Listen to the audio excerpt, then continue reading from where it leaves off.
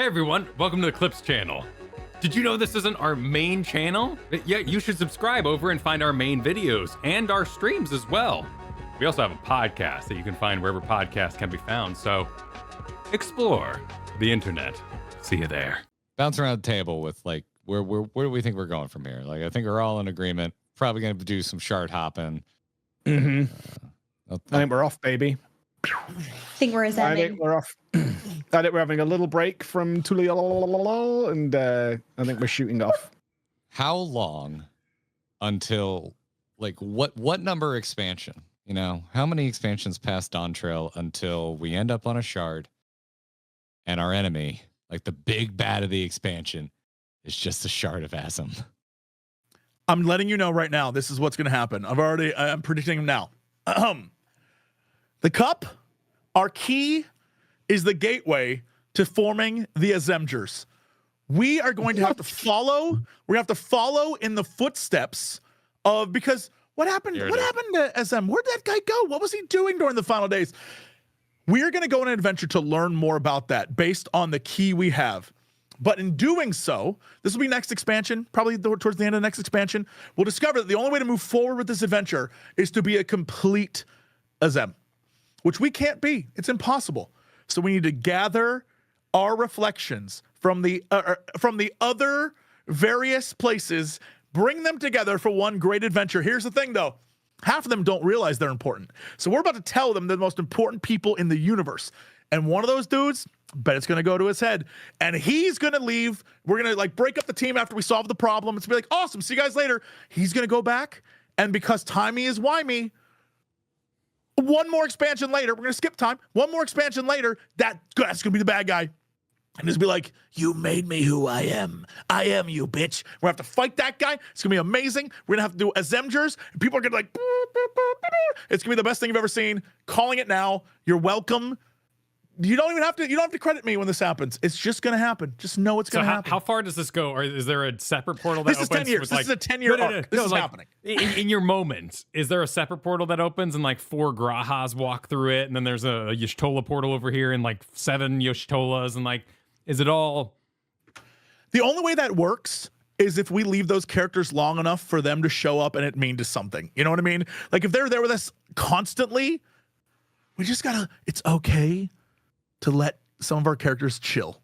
Like they don't always have to be there. They could have done the raid mechanics of having 8 characters there if they just made Aaronville like a healer and he threw potions. If they made you know, the dude, I can't remember his name now, the guy who's like, I'm the old man who's in this for some reason, and I was with your dad, that guy. Oh, the potato guy? Yeah, if they had him be like a character. Oh, Kentenrom, right? They had characters there. They could, yeah, if they had the characters to make an 8-man, you didn't need to bring the Scions with you in this expansion. They just were like, everyone loves the Scions. We're going to stick Y'shtola in a bikini if you unlock that. Like, let's just, which is fine, but it holds you back. And so I'm saying, if you're going to have a cool Avengers scene, you got to be like, hey, we're going to sideline some of these characters for a while. So when they show up later, it makes you go like, oh, that's what that's what I'm here for. I like the Azem Soul Saga. I can't wait till we explore these different shards, and our mission is to find the soul shards. And we go to, let's say, number 6. And it's just like the glue-eating Azem shard. And we're like, oh, there's no saving this one. Let's go for the next one. What if some of them just suck? Like, you know, we met the B team of heroes on the first. And all of them are great in their own silly way. But it's like, there are other teams of super cool heroes out there. So, you know, maybe there's other super cool versions of us. We've talked about it. We've theory crafted. It could even lead to us finally having answers on who was what on each shard. So we don't have to sit there and be like, was 0 one of us? How does that, like, just give us the answer. Like, we'll do that. It could be fun. I think it could be neat. All I want really is Indiana Jones. I want an Indiana Jones expansion where we literally take our key and we go hunting for a treasure across the world. And it's like, we have the little red line as we go to different places. We can go back to zones we've been to, places we've delved before. We can wrap up some of the stuff that happened when they were like, hey, yeah, there's this weird sun god situation happening over here in Stormblood. That's interesting. Let's just go back, wrap up some pieces, and like, we're going on the greatest adventure ever told. Sign me up.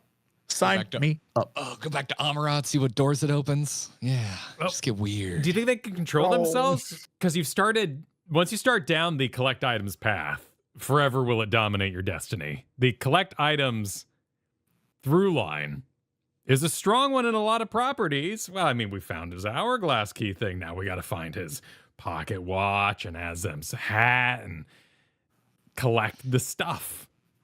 They haven't ham-fistedly set it up to be a collection of objects. They weren't. Yeah, I don't think it's collecting. And that's why it was the Warrior of Light Hollows. And there were 2 other pieces. You should probably find them.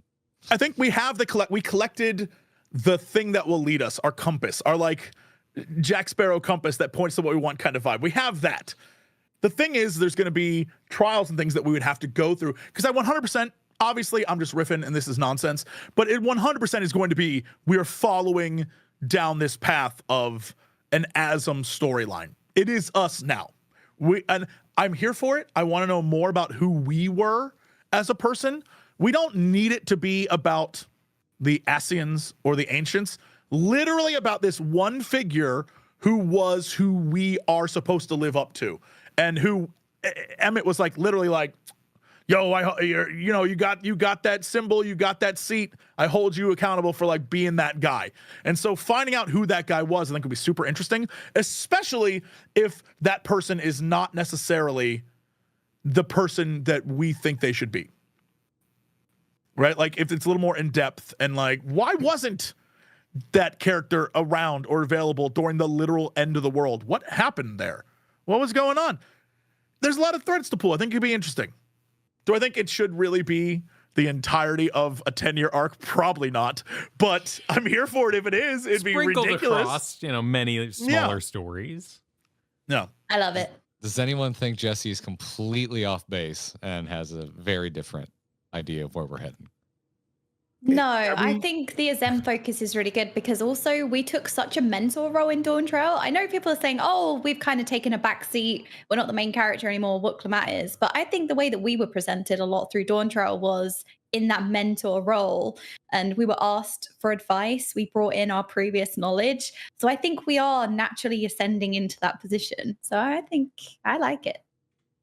I like the idea of leaving, so we leave Wuklemat behind for a bit. I think that's probably a good idea, is that we're going to disappear and go off. But the common thread that keeps coming up is the 2 remaining Ascians from the council that are out there somewhere doing something. And I don't think they're going to leave that behind. I really don't. Do you think... I mean, they left us thread of preservation, whatever the hell that is. So that's a whole thing.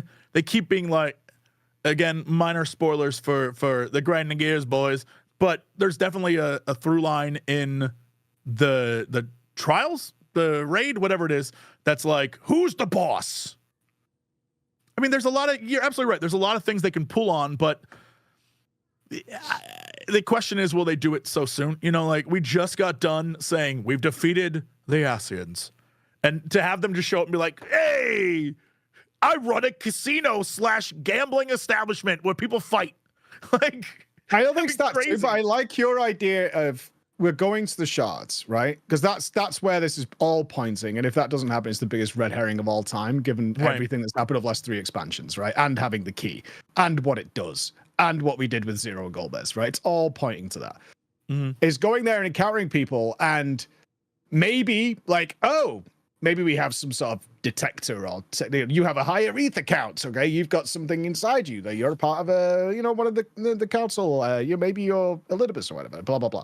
And it's like, actually, it turns out to be one of these other ones, and they are grow into being a big problem, and maybe even finds out what we've done. But another angle I thought that might be interesting is if we get presented with a situation once we start visiting these other shards that a rejoining needs to happen at some point.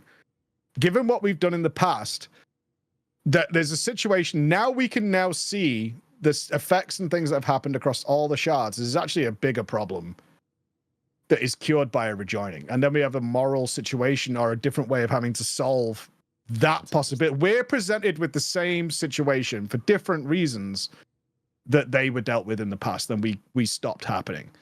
But in fact, there's a bigger problem that's happening. I would like to see the moral quandary that would come from the Scions and the Warrior of Light being presented with that. Do you think they're gonna touch on, like, they definitely hinted and gave us more information about, don't know if the word eldritchy horrors, but there's like stuff in space that does not like us and definitely comes and hang. Like, do you think we're gonna end up there at some point? Because they keep being like, boy, that Ultima was a problem, wasn't it? Also, that whole like you know, whatever that, I can't remember what the meteor thing, like, that seems interesting. What's that about? I don't know if that's something you're going to bring back or if they're completely done with it, but they did literally leave a character like, boy, that some weird that all that stuff related to the hardest to beat kind of vanished, and one of the characters kind of like, something happened there, oh weird. Well, and they definitely left that open. We're getting one more Pandemonium quest next week. Yeah. We're gonna add one little extra Pandemonium capstone quest next week. And I'm assuming it's gonna have to do with the Hardest to Beat, because that's where we ended. Could be totally wrong. There's a ton of other characters you could go and check in with from Pandemonium. But I thought that honestly, that's probably the biggest surprise, because we knew everything that was coming at 7-1. So I watched the live letter and all that, and I had a really good time. It's very cool. It's really fun to be able to watch that and people not being like, what are you doing? You're ruining your own experience because you're not current yet. But I wasn't really surprised by anything, because we knew everything that was coming. I'm like, cool, now I get to see the juicy details. But then we were like, when they announced they're going to add a Pandemonium quest, I'm like, wait, what? Holy shit, really? Okay. So, because that was just a big surprise. And I'm sure it's going to be small and unvoiced, but I love Pandemonium. Might be. And they 100% left it open. Like, they wrapped up Hardest to Beat storyline, which is awesome, as a guy who was like, what is this? What does this mean? The fact that they were like, here's some answers. But then they just left more open. I don't know where that's leading, but it would be wild if the big end of the next arc is straight up just like, we're going to wrap up the thing we brought up in 1.0. Like, this is the full... That'd be crazy. And I think people would respond well to that. I just don't know what the hell it would be, or if it should be important, but it's been there. It's been a part of it. But they've still never tried to raid to the MSQ, right? It's not like Eden's a part of it yet. And you'd think if we're doing all this stuff, Eden's kind of a big deal as to maybe what we're doing in the future. The Ultimate's coming. It's encouragement to go and check out Eden. Go and see what the story's all about. It's kind of important, but it's not like the Crystal Tower. Like, they eventually they kind of pushed you to be like, you kind of need to do the Crystal Tower now, otherwise this is not going to work. Also, it's kind of interesting that they don't do a lot of Final Fantasy VII stuff. So them hitting us with like, it was Genova, all would be super ridiculous. Because they barely do Final Fantasy VII stuff. They do all the other Final Fantasies. 7, even with the release of 2 remakes, they're like, nah. So for them to be like, the villain was Genova all along. I mean, that would be hilarious. Crazy. Can you imagine what a cliffhanger at the end of one of the patches is that we find the like mountaintop and we open it and it's like, it's a power plant or whatever. And you open it and then there's a room that just says Genova and you're like, oh no. I would lose my shit. I'm like, that is mad. That is really good. Because there's a lot of characters from, they can't just do a reflection being each of the game, right? We called it, it's probably the 9th, right? It's FF9. And yeah, it's the 9th, but they've already did a lot of characters from 6. In the raids, they've already appeared with Omega. Yeah, Shadowbringers is a blend of what, like 1 and 4? Yeah. Endwalker's got a lot of 4 in it towards the end. Golbez is all from 4, and Cecil and all that from 4. So they can't just make the 4th, I guess, or maybe they can. 3. And ultimately, we kind of need to go a different way. 3 is fantastic. We should play 3. 3 is good. The goal is to eventually do them all. It's just like finding the time, because just do 8 and call it done. Oh, I'm in the middle of 8 right now. Yeah, just play 8. You're all good. 8 is the number one I want to play, because I remember not having a PlayStation, being at the grocery store with my mom because little Garrett couldn't drive yet. I go over to the game magazine rack and Squall was on the cover with a gun sword. I'm just like, this is the coolest looking character I've literally ever seen. because I haven't hit puberty yet, and this checks all the boxes for what a cool dude looks like. The only thing he was missing was a cigarette. Like, he was just the coolest character ever. Like, I want to play 8 so bad. And he loves his hot dogs, man. It's true. Those hot dogs? Is Like he Sonic? soft? Yeah. He fucking loves his hot dogs, dude. Huh. Big time Also, hot dogs. You will completely understand after playing 8 why the one character in Shaloni is literally just Zell from Final Fantasy 8. Oh, okay. Like, for people who played it, they know who I'm talking about. Not the money app. No. All right, wonderful. Great.